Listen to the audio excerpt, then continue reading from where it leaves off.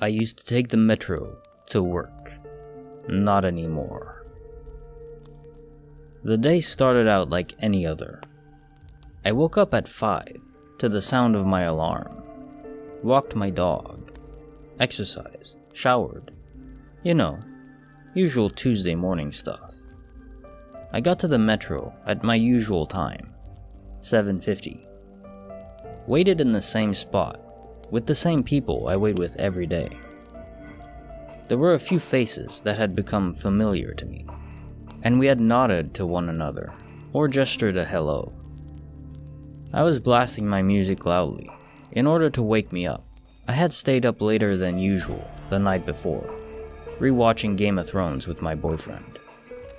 It was totally worth the grogginess I was feeling. The metro came, we all sardined in, and the doors closed and began moving. It wasn't too crowded, so had space to move around and look at the computerized map that shows where our car is in the tunnel. I was semi-looking at the map, semi in a dream state, replaying the dreams I had the night before, when all of a sudden, the metro car stopped abruptly. Half the people went flying forward. I, fortunately, was able to grab a pole quick enough to hold myself up. I stopped playing my music. The lights started to flicker. I helped up this older woman that fell down next to me. She wasn't hurt. It looked like no one else was either. It was February in Montreal, so we were all pretty covered up with big puffy parkas, scarves, etc. A service announcement started to play on the intercom. Attention, il y a des interruptions de service sur la ligne orange. D'autres instructions suivant. The English translation followed. Attention, there are service interruptions on the orange line. Further instructions will follow. Great, I thought to myself. I'll be stuck on the metro for the next 45 minutes.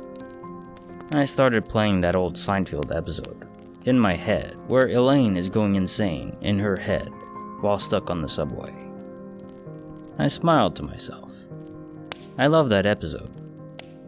I decided to take a look at the time on my phone and maybe send a text to my boss, letting him know I might be a little late. When I opened my lock screen, the time didn't make any sense. It showed a weird number. 175 4A6. I looked around to see if maybe I was dreaming, because I remember my little brother once told me it was impossible to read clocks in our dreams. But all I saw were others looking at their phones with the same confused face I probably had on my face. I bit the inside of my lip. I felt it. Yep, I definitely wasn't dreaming. The lights flickered again. Is anyone else's phone acting weird? Someone called out. Oui, il montre des chiffres bizarres pour l'heure. Yes, it's showing weird numbers for the time. The woman who was sitting down in front of me waved her phone to everyone. Everyone now had their phones out, comparing it to the person's next to them. I was doing the same. The lights flickered again, and then the lights went out. The car went silent, with a couple of whispers and fearful gasps. What the hell was going on? I felt so confused, and yeah, I was starting to get worried. No, not worried. Scared. Frightened, even. I heard a strange type of breathing. It was heavy and loud. It sounded far away and close to me at the same time. My heart started to race, like it did when I would get a panic attack. Oh no, not now, not here. The last thing I needed was to have a freakout, and undoubtedly scare the crap out of few passengers. The lights turned back on. Thank God. I was so relieved. I literally felt my heart slowing down back to a normal rate. I looked up to see how everyone else was feeling. Some looked happy that the lights were on. Others looked scared, probably still a little shook from the darkness. Some looked flat out confused, looking around them like they lost something. Where's that guy that was next to me? La fille avec la tuque rouge a disparu. The girl with the red hat disappeared. I started to look around and realized the woman that was sitting down in front of me wasn't there anymore. What the hell? I jumped back up, away from the seats, as if I would disappear if I got too close to it. Attention, there is an interruption in service. The intercom was now speaking English. This had never happened in the years of taking public transport. Even if there was an English message, the French one would always be first. Everyone around me looked like they were thinking the same thing I was thinking. Stay calm. Instructions will follow. Qu'est-ce qu'il dit? A guy next to me said. He was around my age. I translated the message to him. That wasn't the usual voice, you know. This woman sounded more English than the regular voice. A woman standing a few feet away said. It was true. What the hell is going on? Someone shouted. Screw this, a man said, as he looked at the emergency evacuation instructions located on the wall of the car he was standing next to. Get off the seat. I need to open the door. The lady got up and he pulled the seat to expose the emergency handle to open the doors. As he went to pull it, the light started to flicker again, and then it was black. This time there was screaming and crying. I grabbed hold of the guy standing next to me. He reciprocated. I guess we both had the same idea. Maybe if I exist to someone else, I won't disappear. Tabarnak. The man was trying to get the door open, screamed the classic Quebec swear word. He didn't sound scared. It was more of a frustrated scream. Did you open the door? Someone called out to him. Trying to. It's just hard not to hurt yourself when you can't see anything. I started hearing the breath again. This time, it only felt far away. Does anyone else hear that? Someone asked. Yes, I responded. Oui, moi aussi. Yeah, me too. The guy I was holding whispered in my ear. The breathing got stronger and louder, but still felt far away. The lights turned back on abruptly.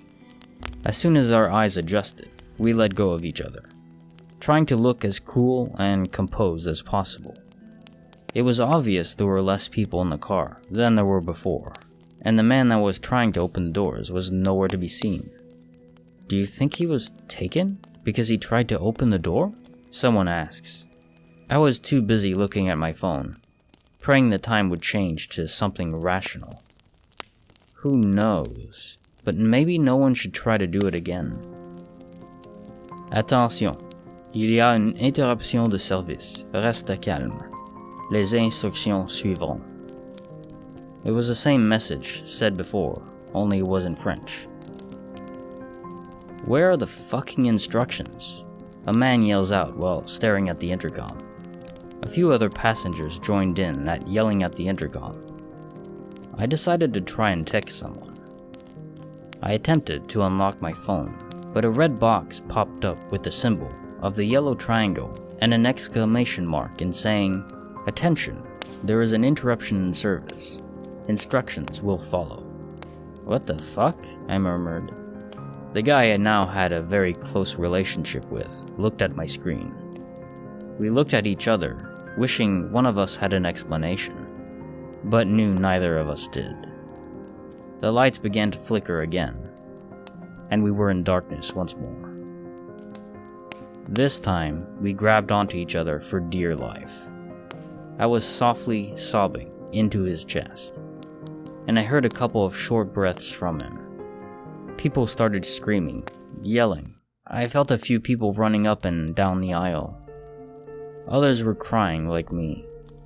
The sound of the breath came back. It was close this time. I pulled in tighter. He did too. The lights came back.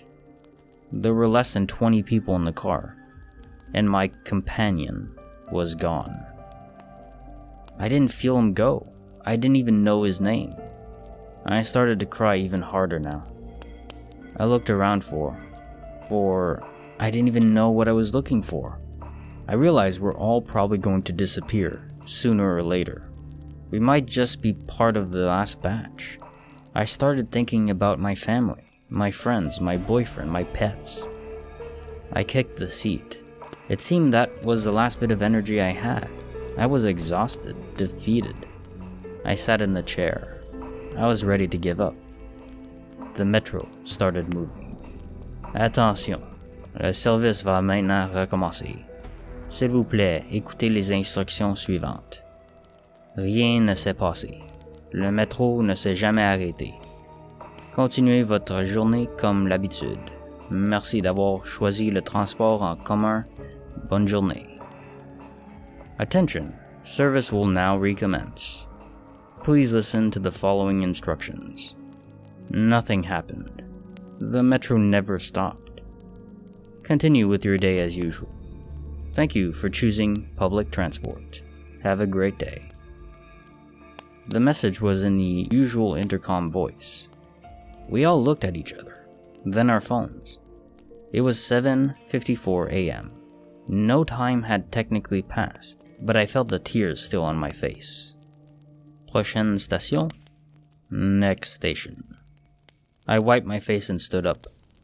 Everyone, myself included, went back to acting how we normally act, staring at our phones, or into space. Definitely not looking at one another. We all got off at the next stop. I walked to work that day. I no longer take the metro to work. I found a bus near my house that will take me directly downtown. It takes longer to get to work, but I feel much safer, being able to see the world outside the windows. If you're having a pleasant experience, be sure to subscribe and like the video. It'll help me to grow and reach a larger audience. Thank you.